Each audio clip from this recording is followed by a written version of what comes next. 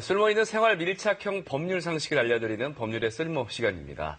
SNS에서 많은 구독자를 거느리고 영향력을 행사하는 사람을 일컬어서 인플루언서라고 하죠. 이들이 SNS상에서 물건을 파는 경우도 많은데요. 네, 이른바 인블리로 유명한 한 인플루언서도 곰팡이 호박즙 판매 논란으로 피해가 수면 위로 떠올랐는데요. 오늘은 SNS 등에서 이루어지는 온라인 상거래에 대해서 얘기 나눠보겠습니다. 황박모 변호사와 함께합니다. 변호사님 어서 오세요. 네. SNS 마켓 중에서 이렇게 일부는 조금 불법으로 영업하는 곳이 있다고요? 네, 맞습니다. 일단 혹시 두 분은 인터넷 쇼핑몰이 아니라 개인적으로 운영하는 인스타그램이나 블로그 통해서 물건 사보신 적 있으십니까? 보다 보면 자연스럽게 손이 가더라고요. 네, 한두 가지 사는 것 같은데요. 그러니까 저는 개인적으로 경험이 없긴 한데 아까 말씀하셨던 인플루언서들이 의류나 식품 등을 판매한 형태가 1인 마켓 내지는 SNS 마켓이라고 합니다.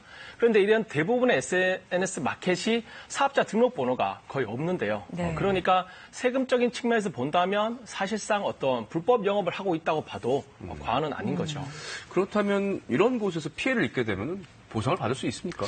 일단은 좀 전자상거래법이 적용이 돼야 소비자들이 좀 효과적으로 보호를 받을 수가 있습니다. 근데 현재 법상으로 일반 SNS 마켓이 전자상거래법상 적용 예외에 해당될 수가 있는데요. 일종의 어떤 사각지대라고 볼 수도 있는 거죠. 네. 조금 쉽게 말씀을 드리자면 전자상거래법을 보면 일상생활용품 등을 인접지역에 판매하는 경우에는 통신판매업자 신고를 하지 않아도 되거나 내지는 청약 철회 규정 등이 적용되지 않게 되는데요.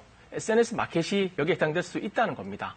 사실 이건 과거의 신뢰를 바탕으로 한 어떤 지역 사회 내에 개인적인 거래는 법이 엄격하게 규제하지 말자 이런 인식이 좀 깔려 있었는데요. 하지만 최근에는 기업형인 SNS 마켓까지 등장하는 마당에 SNS 거래를 계속 개인 대 개인 거래로만 보기에는 좀 문제가 있다라는 얘기도 나옵니다. 물론 전자상거래법이 적용되지 않는다 하더라도 대응은 할 수 있습니다.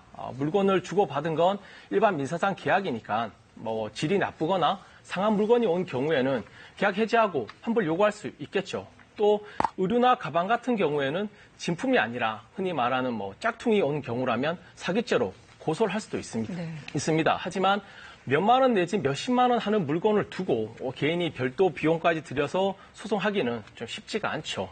다만 인블리 사건처럼 SNS는 단순히 어떤 홍보로만 사용을 하고 공식적인 쇼핑몰을 이용해서 주문 또는 판매를 하는 경우라면 이때는 전자상거래법이 적용이 됩니다. 네. 근데 SNS 마켓 같은 경우에는 매장이 있는 것과는 좀 달라서 교환이나 환불이 그렇게 쉽지는 않잖아요. 어떻게 해야 되나요? 일단 사실 SNS 마켓 같은 경우에는 댓글이나 메시지를 통해서 물건을 사고 팔게 되잖아요. 따라서 판매자가 좀 대응이 좀 늦거나 내지는 대응이 없다면 소비자 입장에서는 대처하기 좀 마땅한 방법이 없습니다. 네. 그리고 사실상 2015년부터 최근까지 서울시 전자상거래센터에 접수되어 있는 소비자들의 어떤 피해 상담 내용을 보시면 주로 계약 취소나 반품, 환급, 무응답 등에 집중이 돼 있습니다. 그리고 만약에 통신판매업 신고가 된 SNS 마켓이라면 소비자는 상품을 받은 뒤에 7일 이내에 교환이나 환불을 요구해서 철회할 수가 있습니다. 그리고 판매자들이 우리는 선주문 후 제작이기 때문에 교환 환불이 안 된다. 내지는 도매가로 저렴하게 판매하기 때문에 교환 환불은 안 된다라는 공지를 하더라도 이런 단순한 공지사항은 법적 효력은 없습니다. 네. 또 이런 마켓 보면은 현금 결제를 유도하는 경우가 많잖아요. 그렇죠. 이런 경우 법적으로 좀 문제가 될 수 있지 않습니까? 네, 물론 문제가 됩니다. 판매자들 같은 경우에는 우리는 결제 시스템이 없으니까 계좌 이체만 됩니다. 네. 내지는 카드 결제하시면 수수료 부담하셔야 됩니다. 이런 얘기를 하는데요. 그렇죠. 제가 말씀드린 경우 전부 다 위법입니다. 좀 말씀을 드리자면 여신 전문 금융업법을 보시게 되면 카드 결제를 거부하거나 신용카드로 거래를 한다는 이유로 어떤 불리하게 대우하는 행위, 카드 결제 수수료를 소비자에게 부담시키는 행위 모두 다 불법입니다. 네. 그러면은 SNS 마켓을 통해서 뭘 샀는데 피해를 입었다. 그럼 이제 어떻게 대응을 해야 하나요?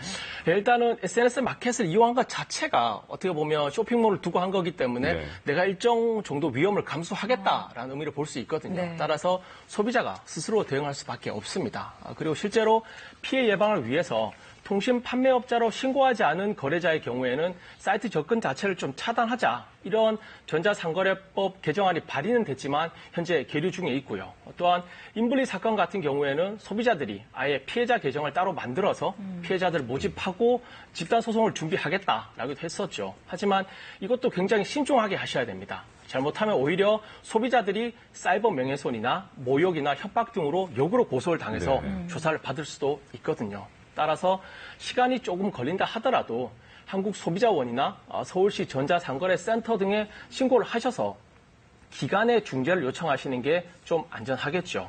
그리고 당연한 말씀이지만 구매할 때 좀 조심을 하셔야 됩니다. 상품 사진, 게시판 글, 메신저 대화, 구매 내역 등을 좀 찍어서 보관하고 계시고요.